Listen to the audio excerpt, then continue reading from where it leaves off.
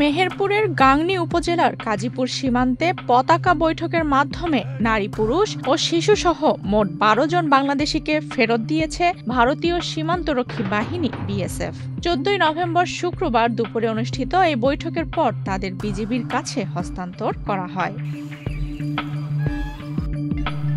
BGB সূত্র জানায়, Kazipur BOP ক্যাম্পের কাছে ১৪৭ নম্বর পিলার এলাকা থেকে প্রায় ১০০ গজ ভেতরে উভয় বাহিনীর মধ্যে পতাকা বৈঠক অনুষ্ঠিত হয়েছে। বৈঠক শেষে বিএসএফ আনুষ্ঠানিকভাবে ১২ জন বাংলাদেশিকে বিজিবির কাছে হস্তান্তর করে।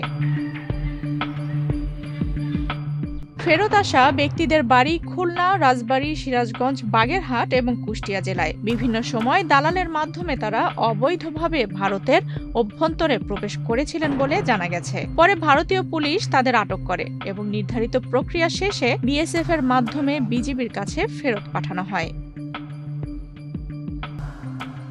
হস্তান্তর প্রক্রিয়ায় উপস্থিত ছিলেন কাজীপুর বিওপি ক্যাম্পের কোম্পানি কমান্ডার সুবেদার শাহাবুদ্দিন এবং ভারতের বিএসএফ ক্যাম্পের কোম্পানি কমান্ডার সাবিন্দর সিং। গাংনী থানার ওসি বনি ইসরাইল জানান, আইনি প্রক্রিয়া শেষে ফেরত আসা ব্যক্তিদের পরিবারের কাছে হস্তান্তরের ব্যবস্থা করা হবে। আফসানা রিপা, বাংলাদেশ প্রতিদিন।